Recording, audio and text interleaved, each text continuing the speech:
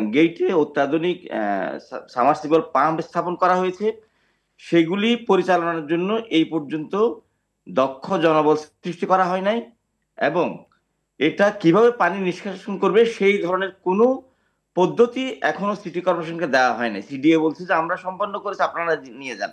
City corporation বলছে যে এই প্রকল্প চালানোর মতো আমাদের খাতে কোনো টাকা নাই। বাস্তবতা হচ্ছে খালের মুখ কিন্তু আমি বন্ধ করে দিয়েছি। এর বিকল্প যেটা সৃষ্টি করেছি সাবমার্সিবল পাম্প অথবা যে শ্যালো পাম্প, সেগুলি পরিচালনার জন্য লোকবল সৃষ্টি করা হয় নাই।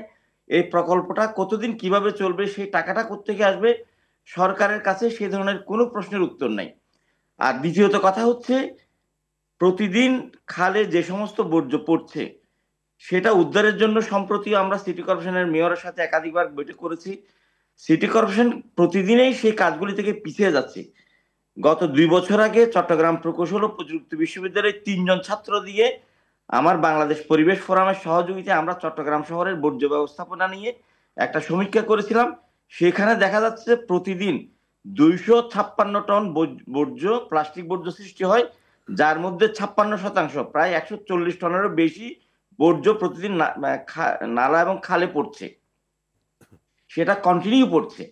তাহলে এই যে বর্জ্য, প্লাস্টিক বর্জ্য যেখানেই পড়ছে সেখানেই তো জলাবদ্ধতা সৃষ্টি হচ্ছে, এবং সেটা চিরস্থায়ী হচ্ছে। সেখানে যেগুলি খনন করা হচ্ছে 1 মাসের মধ্যে সেটা আবার ভরাট হচ্ছে।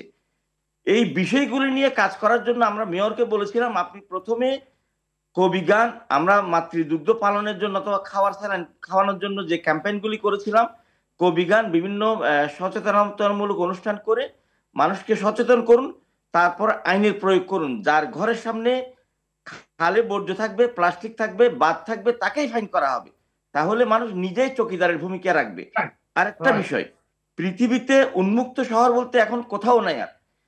কিন্তু আমাদের দুঃখের বিষয় হচ্ছে ঢাকা, চট্টগ্রামের মতো শহরগুলি উন্মুক্ত। অর্থাৎ আমি একটা গবেষণা করে দেখেছি, চট্টগ্রাম শহরে প্রতিদিন 100টা নতুন রিক্সা নামে, ঢাকা শহরে 300টা নতুন রিক্সা নামে। সেই অনুপাতে আপনার এই যে হকার অথবা ট্রলি এগুলি নামে। আপনি দেখেন তারা তাদের জীবনটা নিয়ে চলে আসছে গ্রাম থেকে, তারা যেখানে পারছে সেখানে বসবাস করছে, এবং সেটা স্রোতের মতো আসছে।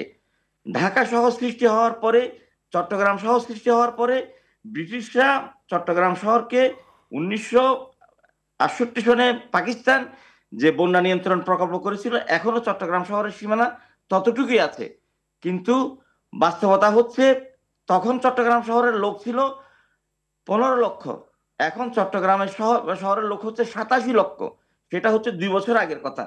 তাহলে এই সুনির্দিষ্ট জায়গায় এই মানুষগুলি ঢুকছে, তাদের নিত্য ব্যবহার্য যে মনুষ্য বর্জ্য এবং পয়বর্জ্য সেগুলি তো ভালোভাবে থাকতে পারছে না, এবং সম্পূর্ণ একটি চাপ সৃষ্টি হচ্ছে। আমি একটু এই কথাটা শেষ করি। সরকারকে প্রথম যে কাজটা করতে হবে, ঢাকা চট্টগ্রাম মেগা সিটিতে কালকের মধ্যে উন্মুক্ত পেশা বন্ধ করতে হবে। একটাও যদি রিক্সা চলে সেটাকে লাইসেন্সের আওতায় আনতে হবে, একটাও যদি হকার রাস্তায় নামে তাকে লাইসেন্সের আওতায় আনতে হবে। উন্মুক্ত কোনো মানুষ কোথাও থাকতে পারবে না। সেটা যদি না করে, আমরা যতই পরিকল্পনা করি, যা কিছু করি, কিছুতে আমরা সফলতা পাবো না। এবং সেটা নিয়ে আমরা কাজ করছি।